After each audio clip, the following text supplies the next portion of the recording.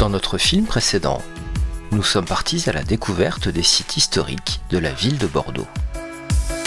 Aujourd'hui, nous vous emmenons avec nous pour une journée d'expériences culturelles et sensorielles.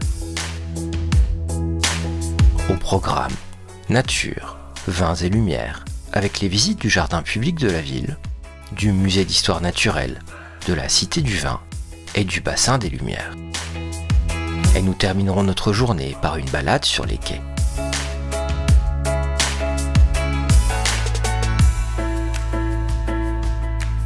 Nous commençons notre journée de bon matin et partons en direction du jardin public. Nous passons devant la place Charles-Gruet, où nous pouvons admirer la fontaine Fondodège, construite en 1865, en l'honneur du maire ayant dirigé la mairie de 1912 à 1919, désormais à l'ombre de Micot-Coulier, planté en 1960. C'est une œuvre de l'architecte Louis Garros, connu pour la construction de nombreux châteaux viticoles. C'est un petit temple circulaire de style baroque, coiffé d'un dôme en pierre, décoré de plantes aquatiques et de mascarons. Les mascarons sont des ornements dont les inspirations sont multiples. Des traditionnels Neptune et Bacchus s'ajoutent des animaux fantastiques, des figures féminines, des visages du carnaval, des anges et des fauves. Bordeaux en compte plus de 3000 qui participent à l'ornementation des façades. Cette fontaine abrite une nymphe sculptée par Louis de Coëffard de Mazerolles.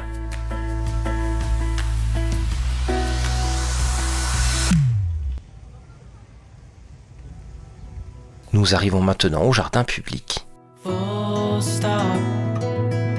Les premiers aménagements datent de 1746, dessinés selon un schéma typiquement français par le premier architecte du roi Louis XV. En 1856, il a été réaménagé en jardin à l'anglaise, style qu'il conserve aujourd'hui. Il est d'ailleurs inscrit monument historique en 1935.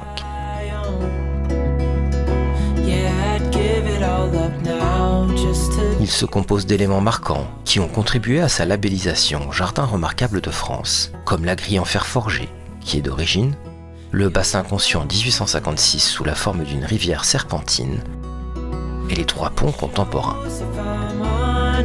Des statues telles que celles de Rosa Bonheur et de Maxime Lalanne et plusieurs hôtels particuliers entourent le jardin. On y découvre aussi les vestiges de l'ancienne serre datant de 1856 qui ont été détruites en 1933.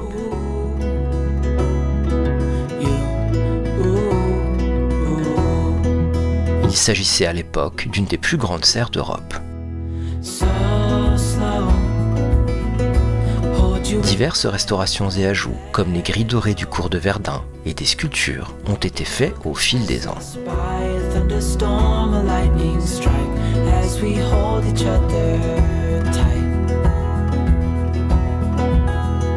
Le Muséum de Bordeaux occupe depuis 1862 l'hôtel de l'Île Ferme, situé dans le jardin public.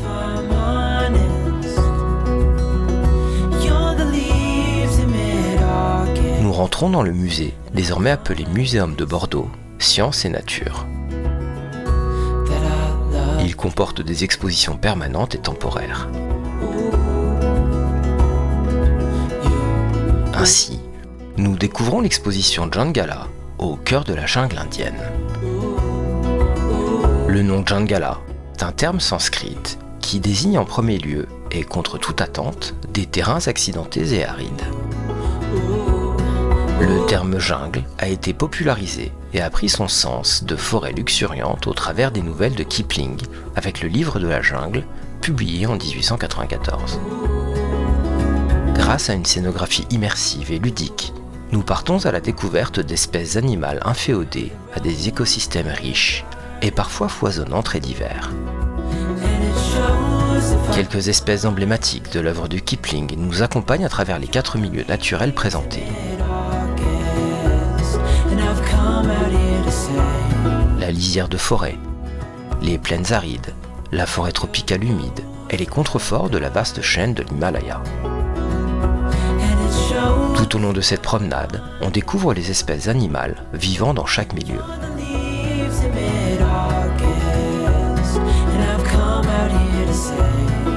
passons ensuite à une autre exposition temporaire avec l'exposition Tous à plume.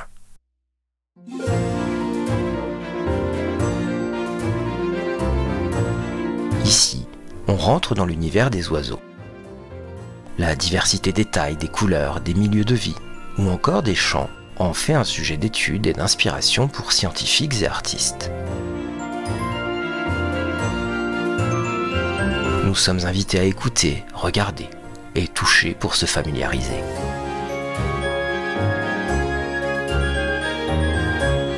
L'exposition aborde un ensemble de thèmes, plumes et plumages, bec, pattes et empreintes, parades, nids, tissage, œufs et nourrissage, migration, chants et cris.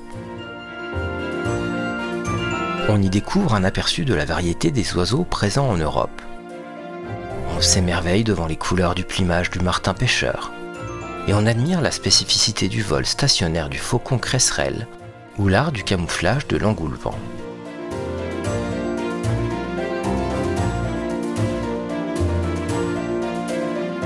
Nous arrivons ensuite dans une collection semi-permanente mettant en avant le littoral aquitain, connu pour ses vagues de surf, son climat doux et ses paysages sauvages qui sont en constante évolution sous l'effet des vents, des marées et de l'urbanisation. L'exposition vise à déchiffrer le littoral et à présenter les sites naturels remarquables de la région. À travers croquis et photos, elle explore les phénomènes naturels, les paysages, les animaux et les interactions humaines sur ce littoral.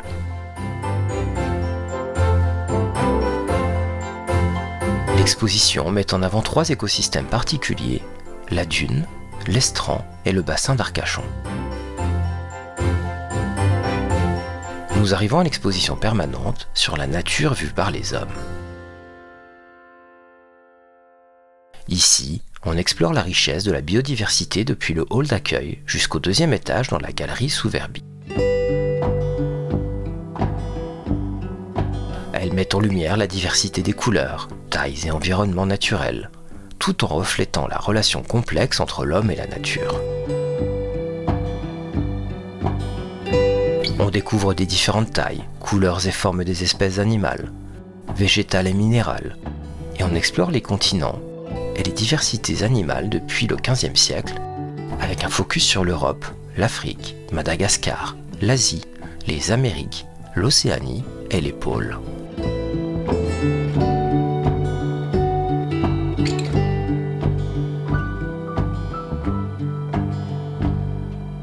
Après cette visite, direction la Cité du Vin et son impressionnant bâtiment qui se situe dans le quartier des Bassins à Flot, au nord de la ville. Ici, nous allons faire 2 types de visites. Nous allons tout d'abord stimuler nos sens avec l'expérience Via Sensoria, et ensuite nous explorerons la Cité du Vin elle-même, un lieu spectaculaire où l'histoire du vin prend vie à travers des expositions interactives et des installations artistiques. Via Sensoria est une expérience sensorielle inédite. C'est un parcours d'1 heure à travers des pavillons sur le thème des 4 saisons qui mêle propositions artistiques en accord avec des boissons de saison.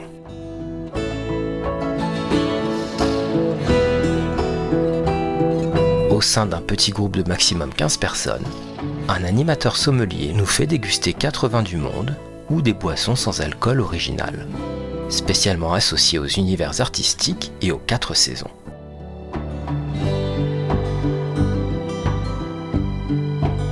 L'expérience Via Sensoria est différente et complémentaire de celle de l'exposition permanente et nécessite un billet dédié. La visite est proposée en français, en anglais ou en espagnol. Pour compléter cette œuvre onirique, 6 poèmes originaux, spécialement créés pour cette expérience, ponctuent également le parcours.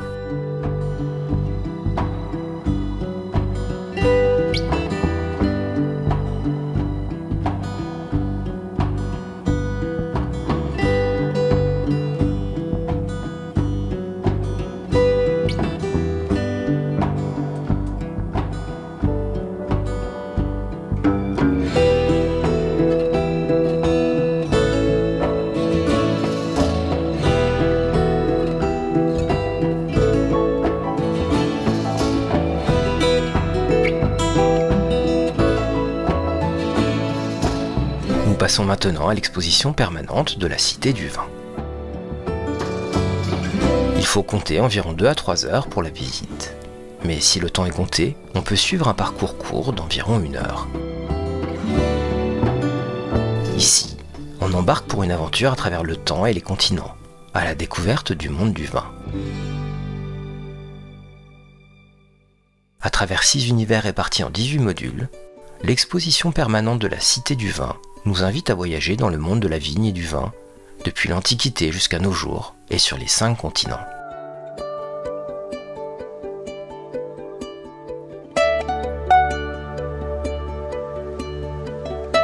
Dès notre arrivée, nous sommes équipés d'un casque confortable et d'un smartphone qui déclenche les contenus multimédia au fil de notre visite.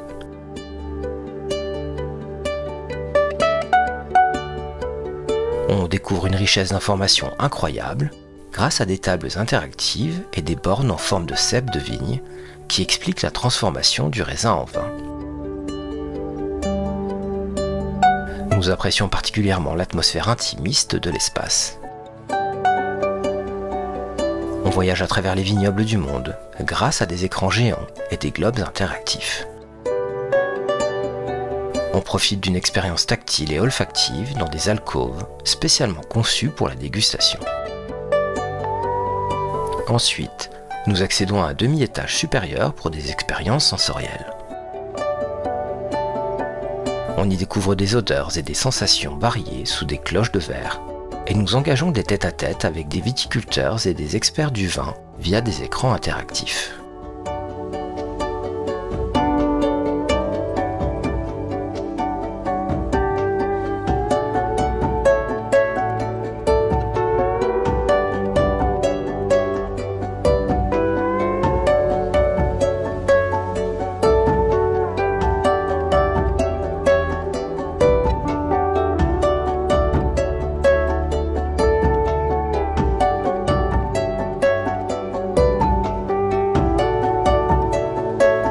Notre visite se termine par le belvédère, situé au 8e étage de la Cité du Vin. La visite se termine par une dégustation de vin ou d'un jus de raisin, incluse dans notre billet, avec une belle vue panoramique.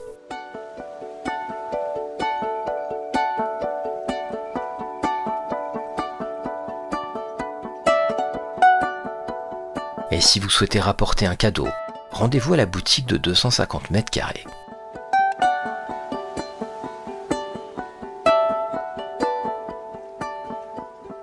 Nous quittons la Cité du Vin en direction du bassin des Lumières. Nous nous promenons dans le quartier des bassins à flot et découvrons une soucoupe volante de 15 mètres de diamètre, œuvre conçue par l'artiste Suzanne Trester, acquise par la métropole bordelaise. Elle a été pensée comme une épave de navire de la Seconde Guerre mondiale, qui se transformerait en un vaisseau spatial, évoquant la mutation de la ville dans le quartier des bassins à flot, qui finit de sortir de terre. Depuis quelques années, de nombreux lieux culturels désormais incontournables s'y sont installés, comme la Cité du Vin, les bassins des Lumières, le musée Mer Marine, mais aussi les halles gourmandes et lieux alternatifs qui attendent les visiteurs à quelques minutes en tram ou à vélo depuis le centre historique.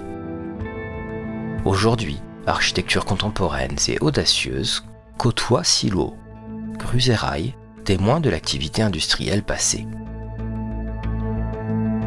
C'est justement ce mélange éclectique qui fait tout le charme de la nouvelle skyline de Bordeaux.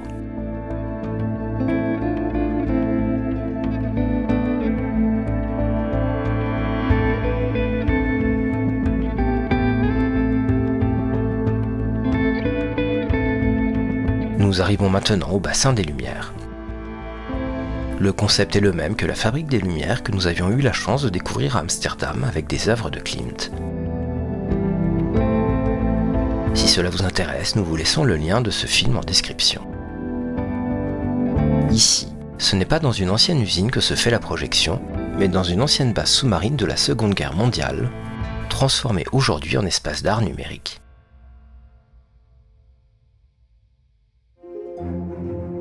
Et d'ailleurs, la scène d'ouverture de l'exposition commence avec la projection de l'arrivée de sous-marins. Les expositions varient au cours de l'année. nous avons la chance de pouvoir découvrir aujourd'hui les œuvres surréalistes de Salvador Dali et de Gaudí, au travers des deux expositions Dali, l'énigme sans fin, et Gaudí, architecte de l'imaginaire.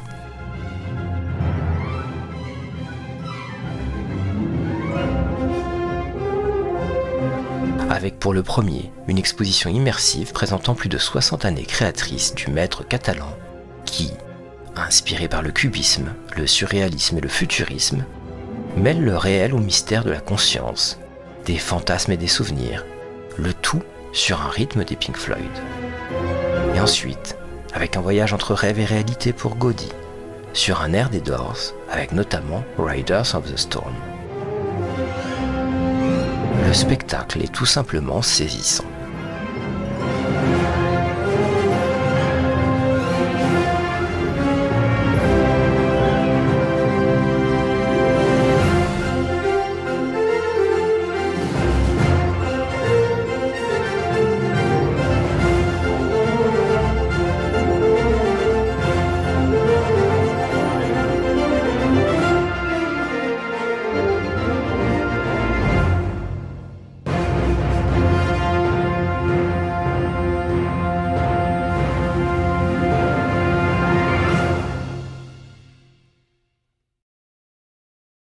Et pour clore cette journée en beauté, rien de tel qu'une balade paisible sur les quais de Bordeaux.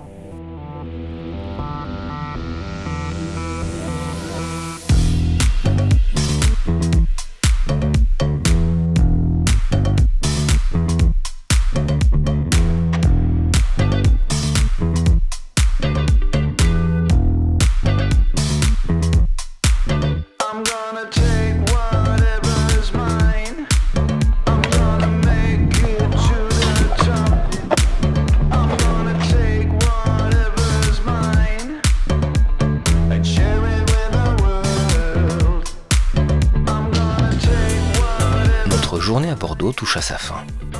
Des merveilles naturelles et historiques, du parc et musée d'histoire naturelle à l'exploration immersive de la Cité du Vin, nous avons goûté à l'essence même de cette région viticole emblématique.